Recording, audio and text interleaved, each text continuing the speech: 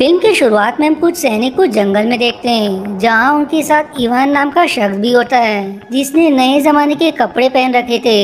दरअसल इवान एक राजा का बेटा है, जिसे उसके पिता ने जादू के प्रयोग से भविष्य की दुनिया में भेज दिया था, ताकि वो उनके दुश्मनों से सुरक्षित रह सके। भविष्य की दुनिया में इवान अनाथ था, जो एक दिन अचानक से अपने समय में यानी कि पास में पहुंच गया, जहां उसकी मुलाकात उसके पिता से हुई। और ये कहानी इस मूवी के पहले पार्ट में बताई गई है। और अब हम वापस से इस मूवी पर आते हैं, जहां इवान और बाकी सैनिकों का सामना एक ऐसे मॉन्स्टर से होता है जिसका सिर्फ सर ही था, यानी कि उसके पास कोई शरीर ही नहीं था।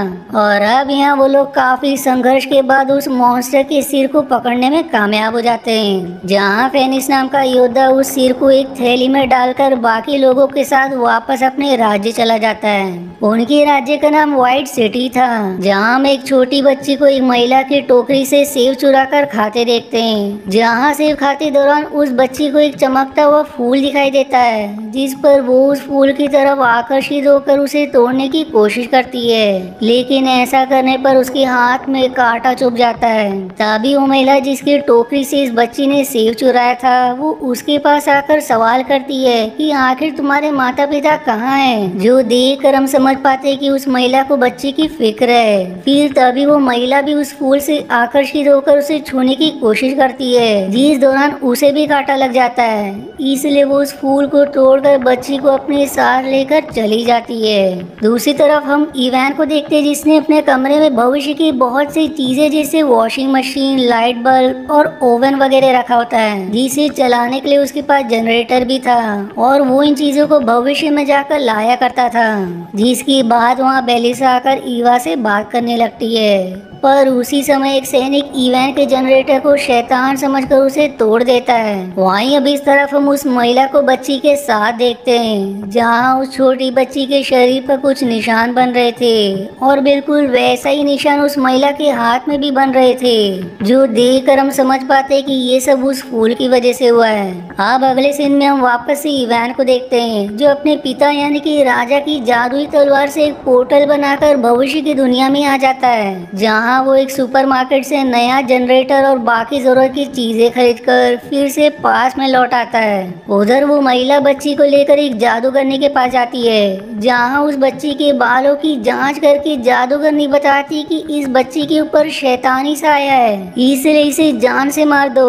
जो सुनकर वो महिला उस जादूगरनी को ही भला बुरा कहकर वहाँ से चली जाती है। फिर रात के समय वो महिला और बच्ची अपने आप ही उस जगह पहुँच जाते हैं, जहाँ उन्हें चमकता हुआ फूल दिखाई दिया था। लेकिन वहां जाने पर एक जादुई पेड़ उन्हें जकड़ लेता है, और ये सीन यहीं कट होकर अगले दिन की तरफ मुड़ जाती है, जहां राजा ने एक प्रतियोगिता रखवाई थी, जिसमें राज्य के सभी लोग अपनी अपनी ताकत और काबिलियत का प्रदर्शन करते हैं। तभी फेनिस एक मॉन्स्टर को कैद करके वहां ले आता है, जिसमें फेनिस काफी अच्छा प्रदर्शन करता है, और अपने प्रदर्शन के बाद वो इवान को प्रतियोगिता में भाग लेने की चुनौती देता है, जिस पर इवान पहले तो वापस से अपने समय में जाने की कोशिश करता है, लेकिन उसके पिता की जादुई तलवार काम ही नहीं करती, क्योंकि उसका जादू खत्म हो गया था। दरअसल इवान हर रोज भविष्य में जाया करता था, जिस कारण तलवार की शक्ति कम होती चली गई, और आखिरकार अब उसकी शक्ति पूरी तरह खत्म हो गई है। इसलिए इवान को मजबूरन उस प्रतियोगिता में हिस्सा लेना पड़ता है, जहाँ वो काफी अच्छा प्रदर्शन कर रहा था। पर उसी समय वहाँ दो चुड़ैलें आकर राजा से उसकी जादुई तलवार मांगती है, जिसके बाद हमें फ्लैशबैक के जरिए दिखाया जाता है कि ये चुड़ैलें कोई और नहीं बल्कि वो महिला और बच्ची ही हैं, जिन्हें जादुई पेड़ ने चुड़ैल बना दिया। तभी गैलिना नाम की चुड़ैल बारबरा से कहती कि वो उस तलवार को लेकर आए, जबकि वो खुद राजा के कुछ सैनिकों पर कोई जादू करती है, जिससे उन सैनिकों की आंखें गायब होकर वो लोग अपने ही साथियों से लड़ने लगते हैं। इतने में ही बारबरा एक पक्षी का रूप बनाकर उस तलवार को ले लेती है, पर इवान अब अपना मोबाइल फेंक कर मारता है, जिससे बारबरा के हाथ से वह तलवार छूटकर जमीन पर गिर जाता है। तब राजा उस तलवार से लड़ने की कोशिश करते हैं, लेकिन जादू खत्म होने की वजह से वो तलवार किसी आम तलवार की तरह हो गई थी। इसलिए राजा उस तलवार को इवान के हाथों सौंप कर उसकी रक्षा करने को कहते हैं, क्योंकि आज नहीं तो कल इस तलवार की शक्ति वापस ही आ जाएगी। इस पर अब इवान, बेलिसा, फेनिस और जादूगर ने उस तलवार को लेकर भाग निकलते हैं, जो देखकर चुड़ैलों के साथ ही उनके पीछे जाते हैं, जिस पर चालाक जादूगरनी सीटी बजाकर अपनी जादुई झोपड़ी को बुलाती है। वहीं बारबरा के साथ ही जैसी उस जगह पर आते उन्हें वो झोपड़ी नदी के पानी में तैरकर आगे जाते हुए दिखाई देती है, जिससे उन्हें लगता है कि सभी लोग झोपड़ी के अंदर होंगे। लेकिन उस झोपड़ी में कोई नहीं था, क्योंकि सारे लोग उस नदी के पास बने खोखले पेड़ के अंदर छुपे हुए थे। यहाँ भी इवान उस जादूगरनी से सवाल करता है कि आखिर वो चुड़ैलें कौन थी और उन्हें तलवार क्यों चाहिए, जिस पर जादूगरनी बताती कि हजारों साल पहले यहाँ एक नेक दिल जादूगर रहा करता था, जो किसी भी चीज को छूकर उसके अंदर जान डाल देता था। फिर एक दिन उसे ऐसा लगा कि वो बूढ़ा हो रहा है और बहुत जल्द उसकी मौत हो जाएगी, इसलिए उसने अमर होने के लिए एक जादुई तलवार बनाई। और ये वही तलवार है जो इस समय इवान के पास मौजूद है। उस तलवार में सूर्य ग्रहण के समय जादुई हीरा लगाने पर वो जादूगर अमर हो जाता है। लेकिन जादूगर के चेले कोशी ने उस तलवार के लालच में आकर जादूगर के ऊपर एक विशालकाय पत्थर गिराकर उसे जान से मार दिया। लेकिन वो जादूगर मरने के बजाय जमीन में ही दफन रहा और उसके मन में नफरत भर जाने के कारण वो एक शैतान बन गया। और अब उसी शैतान जादूगर को वो तलवार चाहिए। अब वो लोग ये बातें कर ही रहे होते कि तभी नदी का राजा वहाँ आकर उन्हें डेडलैंड के बारे में बताते हुए कहता है कि हमें उस शैतानी जादूगर को मारने का तरीका डेडलैंड में ही पता चलेगा। जिस पर वो सभी नदी के राजा के साथ आगे जाकर एक चट्टान पर रुकते हैं। दूसरी तरफ दोनों चुड़ैलें चलने वाली झोपड़ी तक पहुंचकर उसके अंदर देखती है, जहां उन्हें कोई भी नहीं मिलता। इसलिए अब गैलिना उस झोपड़ी को जलाने का आदेश देती है। लेकिन सही समय पर दूसरी चलने वाली झोपड़ी आकर उस पहली झोपड़ी को बचाकर वहां से ले जाती है। वहीं इस तरफ चट्टान पर फेनिस और इवान को लोहे की दो जंजीरें मिलते हैं, जिनमें से एक जंजीर को फेनिस बड़ी आसानी से उठा लेता है, लेकिन इवान दूसरी जंजीर को नहीं उठा पाता, जो देखकर जादूगरनी अपनी थैली से जादुई फलियां निकाल कर खा लेती है, जिस कारण उसमें बहुत ज्यादा शक्तियां आ जाती है। इसलिए वो दूसरी जंजीर को खींचकर पानी में से एक विशालकाय वेल मछली को निकालती है। दरअसल वो लोग जिस चट्टान पर खड़े थे वो उस वेल मछली के ऊपर ही था, जिसके बाद वो वेल मछली उन सभी को लेकर हवा में उड़ जाती है और उड़ते हुए वो उन लोगों को डेडलैंड तक पहुंचा देती है। इसी बीच इवान उस जादूगरनी की थैली को चुरा कर अपने पास रख लेता है और डेडलैंड पहुंचकर वो उनमें से कुछ फलियां निकाल कर खा लेता है, जिससे उसके अंदर भी ताकत आ जाती है। इसलिए वो एक विशालकाय पत्थर को उठाकर दूसरी ओर फेंकते हुए अपने शक्ति का प्रदर्शन करता है। अब आगे हम उन सभी को बोलने वाले पहाड़ के पास देखते हैं, जहाँ वो पहाड़ बताता है कि वो सिर्फ उसे ही अंदर जाने देगा जो उसकी तीनों सवाल के सही जवाब दे, वरना वो उन्हें बर्फ में जमा कर मार देगा। अब इस पर इवान उसे ही अपने बातों में उलझाकर 3 ऐसे सवाल पूछ लेता है जिसका जवाब उसे पहले से पता था। इसलिए वो उस पहाड़ से कहता है कि तुमने मुझसे 3 सवाल पूछ लिए जिनके जवाब भी मैंने दे डाले, इसलिए मैं और किसी भी सवाल का जवाब नहीं दूंगा। जिस पर वो पहाड़ समझ जाता है कि इवान ने उसे बेवकूफ बनाया, पर क्योंकि उसने 3 सवालों के जवाब दिए थे इसलिए वो उसे एक चमकदार पत्थर देकर अंदर जाने को कहता है, जिस पत्थर की मदद से इवान किसी भी मरे हुए शख्स को वापस ला सकता था। अब अंदर जाने पर इवान को उसके पिता मिलते हैं, जो देखकर वो हैरान में पूछता है कि आखिर आप यहाँ कैसे पहुँचे।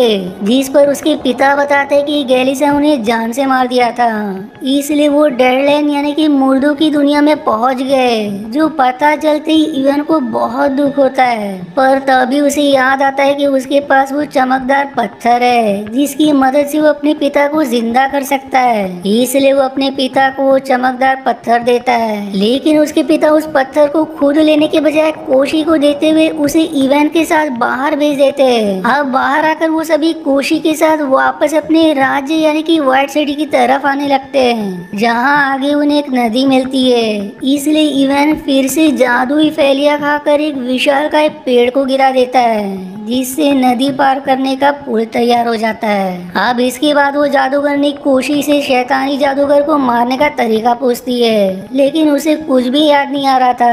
जिस पर जादूगरनी गुस्से में उसके सिर पर मारती है और ऐसा करने से उसे काफी सारी चीजें याद आ जाती है। इसलिए अब कोशी बताती है कि जिस पत्थर के नीचे मैंने उस जादूगर को दबाया था उस पत्थर के टुकड़े करने से वो हमेशा के लिए मर जाएगा, लेकिन उस पत्थर को सिर्फ इवान की जादुई तलवार तलवार से ही तोड़ा जा सकता था।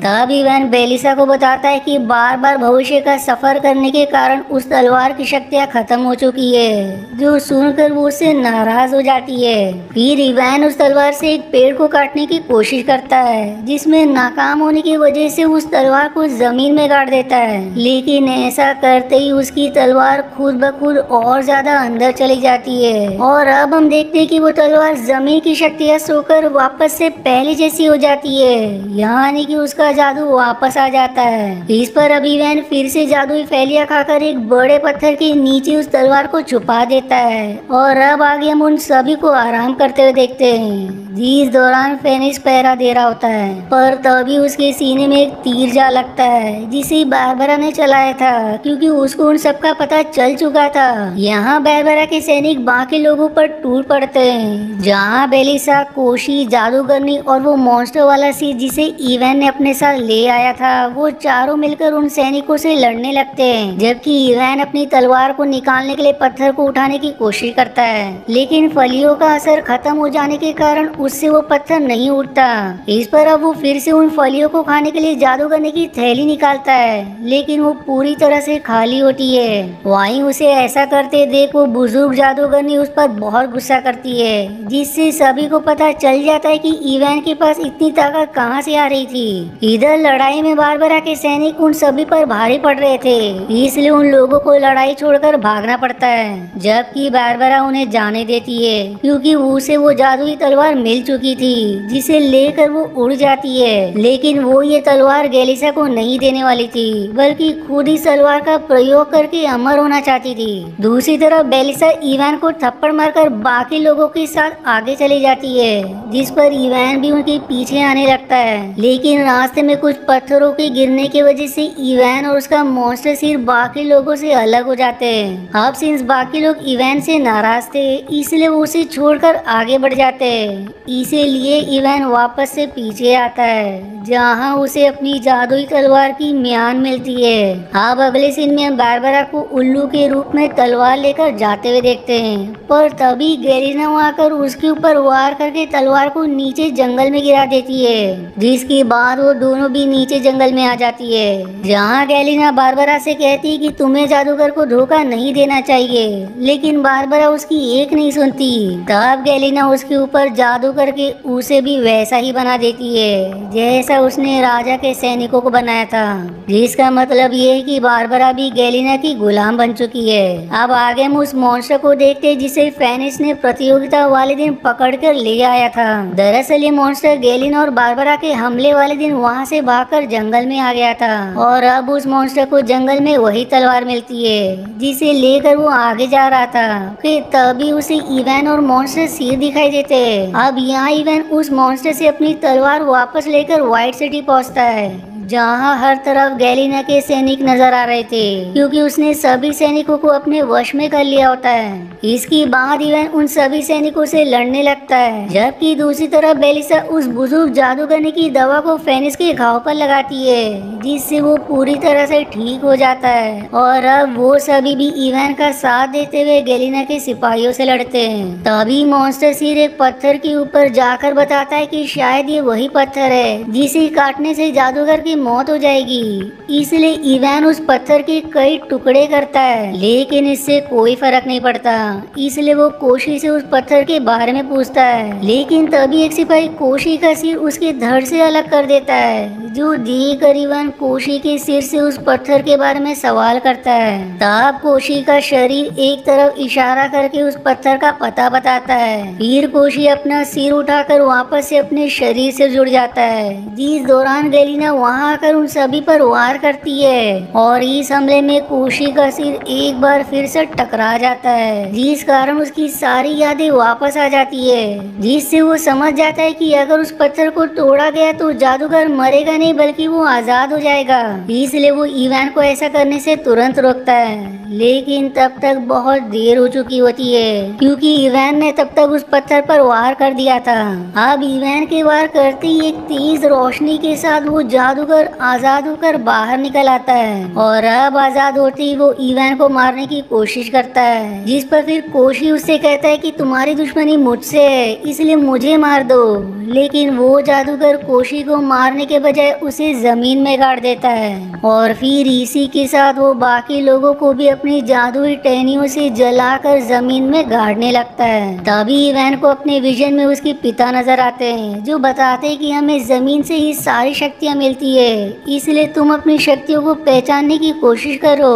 और अब इसी के साथ इवान का विजन खत्म हो जाता है और अब हम देखते हैं कि उसे जमीन से कुछ शक्तियाँ मिल रही है। इसके बाद वो उस जादूगर की टहनियों को तोड़कर उसे भी जमीन से उखाड़कर दूर फेंक देता है। दरअसल इवान ने ऐसा इसलिए किया क्योंकि उसे पूरा यकीन था कि जिस तरह उसे और उसकी तलवार को जमीन के द्वारा शक्तियाँ मिल रही है, उसी तरह जादूगर की शक्तियाँ भी जमीन से आ रही है। इसलिए उसने जादूगर की जड़ों को जमीन से उखाड़ फेंका था। फिर इवान अपनी जादुई तलवार के मदद से उस जादूगर को भविष्य की दुनिया में ले आता है, जहाँ हर तरफ कंक्रीट और सड़क थी। इवान अब उस जादूगर से कहता है कि यहाँ तुम्हें मिट्टी नहीं मिलेगी, इसलिए इस दुनिया में तुम काफी कमजोर हो। तब जादूगर रोड तोड़कर नीचे की मिट्टी से जुड़ने की कोशिश करता है, लेकिन उस रोड के नीचे कंक्रीट से बना बेसमेंट होता है। वहीं काफी देर तक जमीन से ना जुड़ पाने की वजह से उस जादूगर का शरीर नष्ट होकर राख में बदल जाता है, जिससे पास के समय में बेलिसा, कोशी, फेनिस और बाकी लोग उसकी टहनियों से आजाद हो जाते हैं। और अब इवान भी वापस से पास वाले समय में आ जाता है। अब इसके बाद व्हाइट सिटी का दूसरा जादूगर अपने जादू से सभी सैनिकों को पहले जैसा कर देता है, जबकि गेलिना वहाँ से भाग निकलती है। उसकी जाती अब इवान बेलिसा को प्रपोज करके उसे किस करता है, जबकि मूवी की आखिरी सीन में हम इवान को फेनिस और कुछ सिपाहियों के साथ जंगल में देखते हैं, जहां उन्हें कुछ अंडों में से झोपड़ियां निकलती दिखाई देती है, जो जादूगरनी की बड़ी झोपड़ियों के साथ भाग जाती है। और फिर इसी हैप्पी एंडिंग के साथ ये मूवी यहीं समाप्त हो जाती है। अब अगर आपको इसका पहला वाला यानी कि प्रीक्वल पार्ट देखना है तो मुझे कमेंट में जरूर बताएं, ताकि बेस्ड ऑन डिमांड में इसे एक्सप्लेन कर सकूं। वहीं अगर आपको मेरी वीडियो पसंद आई है तो दोस्तों प्लीज वीडियो को लाइक जरूर करें और चैनल को सब्सक्राइब करना ना भूलें। मिलते हैं अगले एंटरटेनिंग वीडियो में, तब तक के लिए धन्यवाद दोस्तों। आशा है आपको मेरी एक्सप्लेनेशन पसंद आई। यदि हाँ तो प्लीज वीडियो को लाइक करना और चैनल को सब्सक्राइब करके सपोर्ट करना ना भूलें। मिलते हैं अगले एक्सप्लेनेशन वीडियो में।